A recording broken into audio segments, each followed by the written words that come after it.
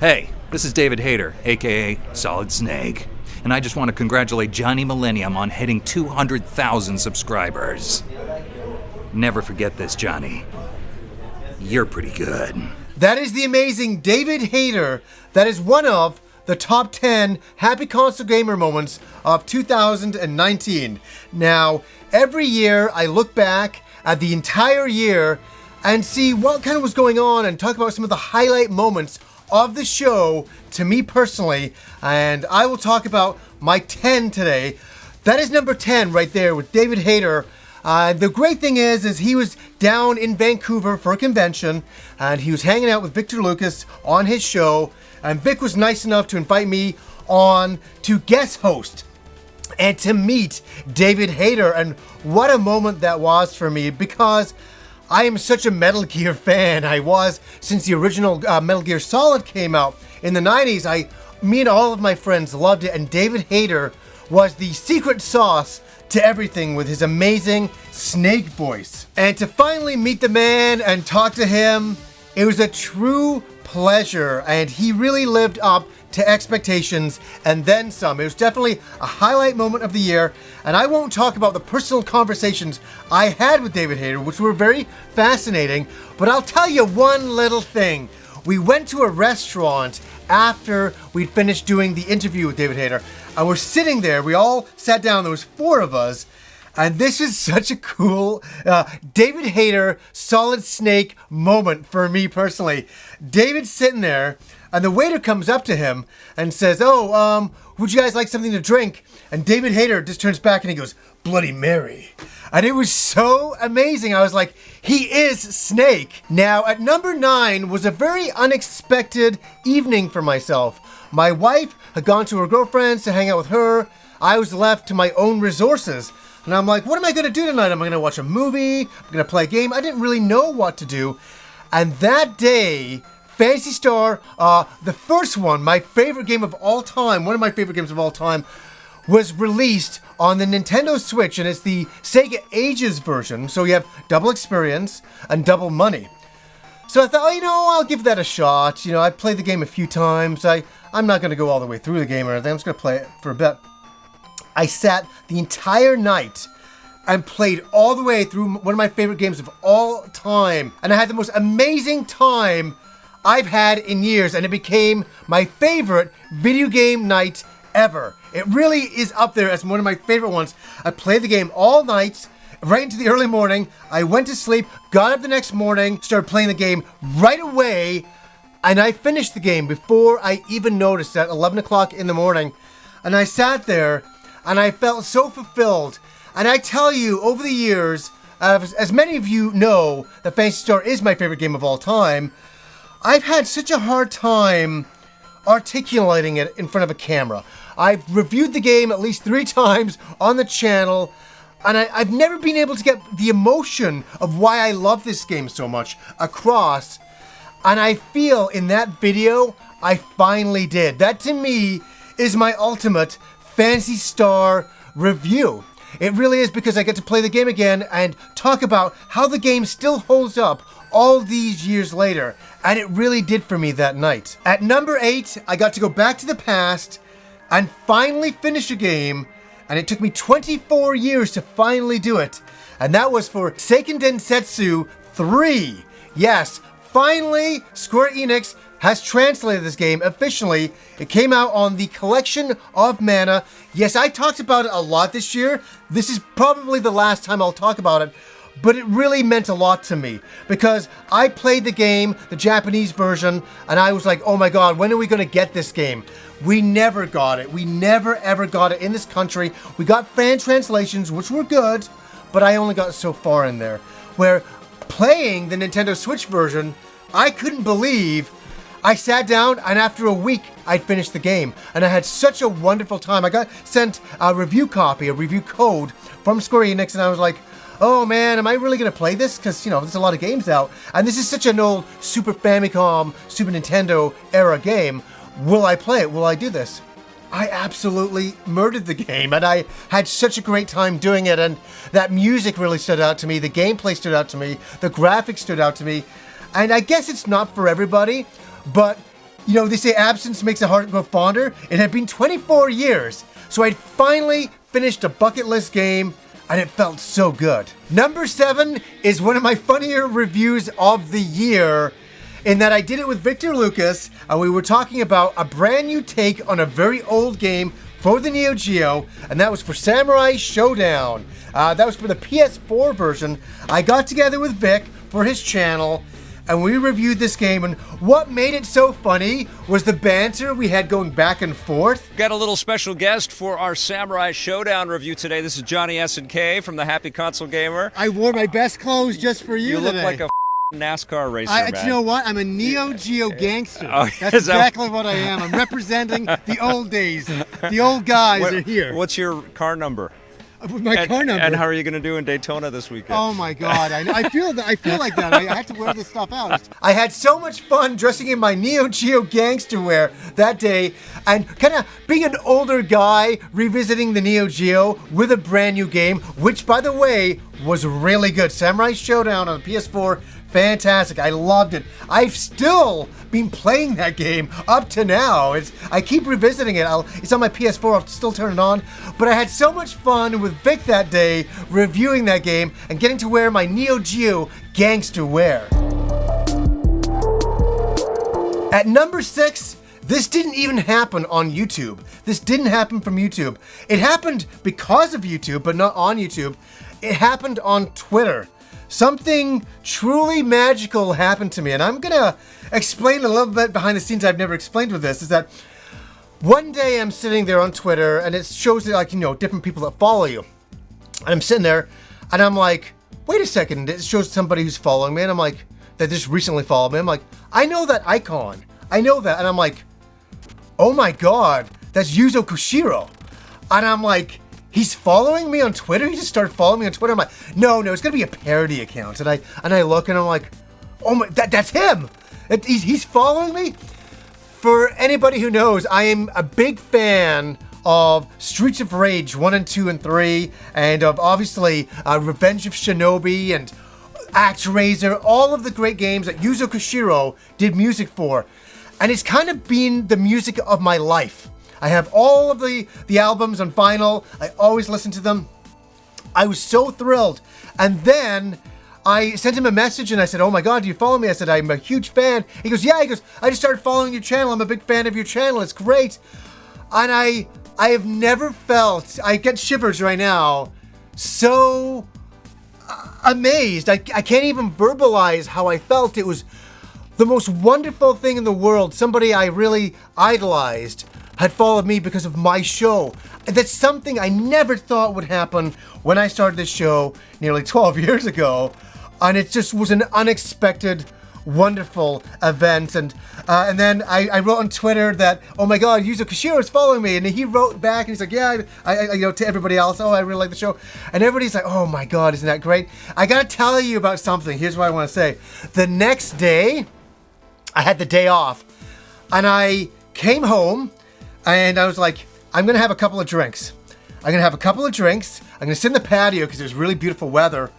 And I'm gonna listen to all of Yuzo Koshiro's music albums. And I did. Streets of Rage 1, both sides done. Streets of Rage 2, all the album. Did the whole thing. Revenge of Shinobi. And I sat there in the patio and I was as high as a kite and completely in awe that something like that could happen. And somebody that you can idolize will eventually find you because of your passion for video games. That's a lesson to everybody out there. Follow your passion. You'll be surprised how it comes back to you. At number 5 is a really funny one. It was my April Fool's episode, and I think a lot of people didn't know it was an April Fool's episode.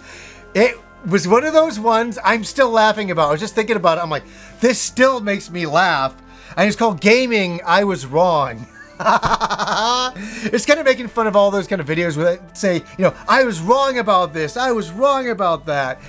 I thought it was so funny to say that I was wrong about gaming, and I go into this huge rant about how I was wrong about getting into video games and how I should have been doing different things with my life, and it's this huge poetic thing that I need to stop doing this, I need to get out and live life. And I used all of this drone footage that is free to use on YouTube, and it just made the video become so much more epic, and I had this really epic music playing, and it's such a build-up, and at the end I just turned to the camera, I'm like, after, yes, I'm leaving the games room, it's gonna happen. And then all of a sudden, you hear the scratch of the record. I'm like, I said, are you joking? I said something like that. I said, that'll never happen. And it was really fun to do that video, to make fun of myself, to make fun of, the obsession with video games and stuff like that, and just to make fun of that whole idea that I was wrong about gaming. Yeah, right. Number 4 was a video that didn't perform, I would say, extremely well, but it mattered not at all to me because I did it for me. And I do a lot of the videos, I do them all for me, but this one was a very personal one. And it was called Old Lost Videos, and where I showed videos from my heyday before YouTube, and I was making videos for years before YouTube. I always loved getting a video camera and putting together skits and doing all sorts of ridiculous things, and I got to show some of those. I got to show my Metal Gear one I did with Rob, which was really a lot of fun. Oh my god, I'm so skinny in it because I was a smoker back then. And then a really bittersweet one was I get to show videos that I shot with my friend Gary when he lived in Vancouver. He lives in Australia now. And it was so nice to revisit those, like the tennis punk. I just remember my old innocent days of picking up a camera with my friends and just having a lot of fun and enjoying myself. And I still do that now with the show. But there's a lot more innocence back then, and it's really fun to show some of those old videos. Now, at number 3 was a very experimental video for myself. I was working with a friend of mine in Japan called Gaijillionaire, and we were doing a collab video to make a series review on an old PC Engine game called Cosmic Fantasy. It eventually came onto the TurboGrafx here as Cosmic Fantasy 2. We got that one in this country. So it was quite the elaborate video, and my friend had scripted the entire video, and I, read the script and kind of dictated all of that, and we used the footage over top of that to a mixed result. I don't think I can read a script very good. I'm not very good at that. I'm more good at, better at sitting in front of a camera and articulating my words this way, just coming straight out of me. That works the best, and maybe in retrospect I should have done it that way, but that's besides the point. That's not the bit of the video that I like or dislike. What I truly loved in the video, and something that kind of gets me a little bit emotional, is I was on a family vacation to Hawaii this year, and while I was there, I went, and it's part of the video as well, the Cosmic Fantasy series review, where I go into the streets of Hawaii to find the old Cosmic Fantasy arcade. And what a journey that is. I'm gonna let that play because a lot of people missed the video, but it's one of my favorite bits I did, where I get to be a reporter going on this mission through the streets of Hawaii to find this lost arcade. Is it still there? So here I am in beautiful Waikiki, and there's a legend out there that Chris Tang, the Sega World Champion, told me about, that there's an arcade called Cosmic Fantasy. It used to be here in the very early 90s. And we're gonna go and see if it's still there. I don't know, I have no idea, so let's go have a look. So before we go into this journey into the past, my wife printed this out for me right here. This is a map that they gave out back in the day to find the original Cosmic Fantasy arcade, and we're gonna use the original map from 26 years ago to go and find this place. Obviously, it won't still be around. I think it disappeared in like 1993, but we'll be able to find the building and see if there's any remnants of that old arcade.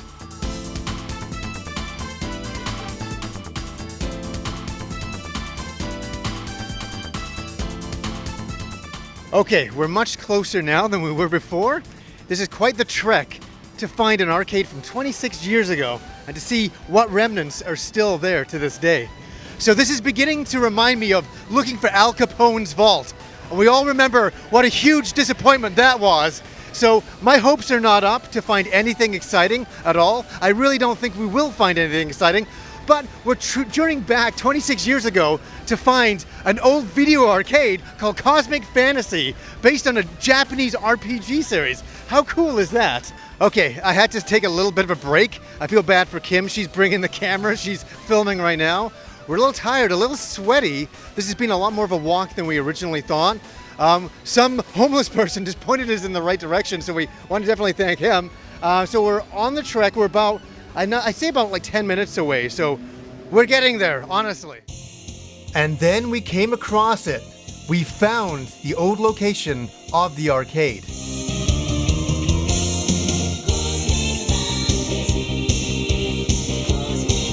What we're going up right now, back in 1992, this is how we would get to the Cosmic Fantasy Arcade. This is the escalator that would go up. This is the round part right here. This is from the pictures that they had. I was like, but it's a grocery store now. So there's no arcade games, there's no fun, there's nothing like that here. There's just a grocery store. But you know what? We're here where it used to be, which is fantastic. And at one time, this was a really cool place to go. To win little prizes and to have a little bit of fun, unbelievable. Well, I did say it was going to be like Al Capone's vault. I didn't promise you the world. I just promised you a look back into the past of where this arcade used to be in 1992, 26 years ago. At number 2 was another personal video for myself. It's called Evil Exposed. This is a funny one, and I will always look back on this as being a funny one. So, as you know, for a lot of people who've watched the channel, I used to have an eyebrow ring. I had it for years. I had it for about 10 years. And it got to the point where it was kind of leaving my body. My body was kind of rejecting it, and it was about to fall out. So I was talking to some friends, and I said, you know what? I got to do a video where I retire the eyebrow ring. That'd be so funny to do.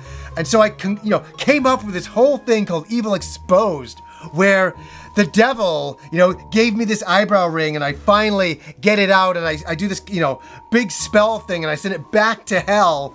And super funny, and it's kind of the start of a little storyline that may continue throughout the years with the devil.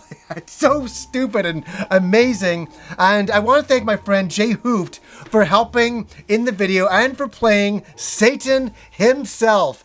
And what's funny in the video too is I have a picture of my high school art teacher, and people have asked, what's that about? What's it about? I think for a lot of people who are new to the channel, if you see ever in the comments, people say, that's too satanic, John, too satanic. Because in high school, I had an art teacher, his name was Mr. Shimizu, a small little Japanese man. I love the guy to death, he was really great. But whenever I would draw Warhammer artwork or anything kind of dark or evil kind of thing, I'd always bring it up to him, my artwork, to get it marked. And he'd say, too satanic, John, too satanic. And that saying has stuck for a long time. And unfortunately, Mr. Shimizu passed away many years ago. And it was so fun to have Mr. Shimizu back in this whole thing with this, my eyebrow ring was satanic and I'm sending it back. It's crazy. I'm the first to say, but I had a lot of fun making it. At number 1 was another video that got kind of overlooked. And it was the video that took me the longest to make this year. And that was the Halloween special 2019. I shot it with Kim. I shot it with my friend Baruti and my friend Rattel. And also with Jay Hooft returning as the devil once again. And he helped do some editing and really great stuff in there he did. I got to thank him again for that. And what was so great is it was a bit of a collaborative effort to tell this little story. And definitely go and check out the Halloween special. It's something I spent a lot of time putting into. I spent more money on props than I have in a long time, but I didn't look at it as that. I looked at it as I wanted to tell this little silly story, and I was going to have a little bit of fun doing it. I wanted to do it 2 years ago, and I never got around to doing it. This year, I had a bit of time to do it, which was great. And we had a lot of fun putting this together and doing a little VR component with Dark Souls VR. Go check it out. It's one of my crazier videos I've done in the last few years, that's for sure. So, guys, I just want to thank you once again for tuning in to the show over the years, and especially for this year. I mean, what wonderful times. I have so much fun putting it all together. It's never worked for me. It's always a pleasure. Yes, it can be a little tough at times, but I just want to entertain you guys and make you laugh or make you smile and take you to some place maybe you haven't gone. Maybe on a little journey to the Cosmic Fantasy Arcade in Hawaii. Too much fun for 2019. Who knows what the year 2020 will reveal. So anyways, guys, until next time.